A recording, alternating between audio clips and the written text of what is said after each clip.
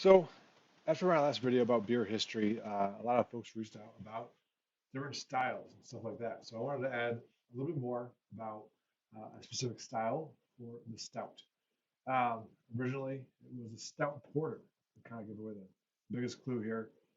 Porters were a big thing. There was either um, pale ales or there was dark beers, and they were mostly porters. And then someone wanted something bigger, so they made a stout or stout porter. I want a stout porter, please. Is how you would order one. In 1677 is the first record of that being recorded. Obviously, it could be older than that. A few different variations of the style would be a sweet stout, imperial stout, a classic stout, even a tropical stout, and then of course variations in between. Um, let's talk about what makes a stout. Okay, so one of the fascinations I had before I started brewing was how is a Guinness so thick and so hearty, but such a low alcohol by volume? It's like 3.8, 4.3%, something like that. Well, it's because of all the oats inside. The oats really make the mouthfeel, in today's craft terms, um, make it real nice and thick. Depends how many oats you put in there, depends on how thick it will be. But oats is what makes it thicker. Another part of the style, which more originally, not so much Guinness, I guess, would be a higher gravity or higher alcohol percentage per stout as well.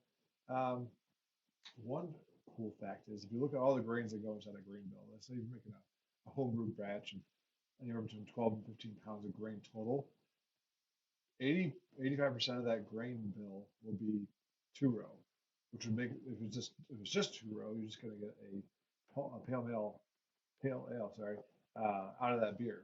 So a lot of it, only a little bit of it is actually dark malts that go inside there. Kind of a fun fact because look at all the grains that go inside there, you would see way more of it light colored. So you figure, how does it get so dark? Well, um, you have dark malts that you can put in there, chocolate malts, crystal malts for the sweetener side. Um, and there wasn't even a patent on roasted barley or how to make roasted barley, and then also black patent, the, the malt that goes inside there, which are really dark malts, like 500 Lovibond, something like that. And that is where your darkness of the stout comes from. Just a little bit of the grain bill in total, including the oats, including so like I said, probably over 80% of it is going to be two row or so. Now, of course, Guinness being the famous one, a lot of people had Guinness before they started having craft beer and such, which is in Dublin, which is infamous for its hard water. Now, that hard water is important because that will make the stout uh, with the darker malts stand out. You want harder water with the darker malts. They go hand in hand really well together. In his early years, uh, Arthur Guinness was approached to sell the business. But he knew where it was going. He knew that the power of the stout was growing, even though it was still a young company. It was at the time worth about 10,000 pounds. He said he wouldn't sell it for 30,000 pounds. And that is where he knew that business was going. Some of the hops they use are the Goldings and the Fugels. I say that one, but just really earthy, easygoing um, hops for that type of beer. Um, and for as far as the yeast, you can use an SO4, SO5, Irish ale yeast. Just something pretty simple, really. However, if you are doing like a real big imperial stout over 15%, especially, you could even add champagne yeast if you want to help it get up in that higher range, or obviously a big ale type of yeast as well. Um, where it's more important, I guess, going forward in the craft world is all the variations of stouts you can do and come up with. Of course, there's just a stout, which is a milk stout. The potential from there goes up. You can add fruit. Think of Bell's cherry stout.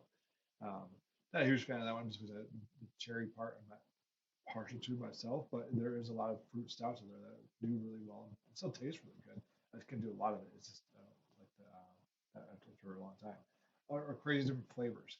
Think about some more stouts and other stouts you can come up with, different chocolate type variations and stuff. But then, of course, which is more important, which is what the craziness behind a lot of breweries because of like the big giant lines of beer for beer releases is, of course, aging stouts, aging bourbon barrels, whiskey barrels, or just that sort of thing. It is not just becoming more popular. It's just the thing now. It's almost like if you start a new brewery, you need to have a barrel aged program. If you don't, you probably do fine. You better have everything else, doing well, of course, as well. But I think that's where it's more important is the potential what you can do with stouts in that realm. That's all I have today for the stouts. If you want any more information on different styles, I have more videos to come. Let me know what you might want to hear about. Thanks for listening. Make sure you subscribe. I want to make sure I get the right info out to you guys. Thanks.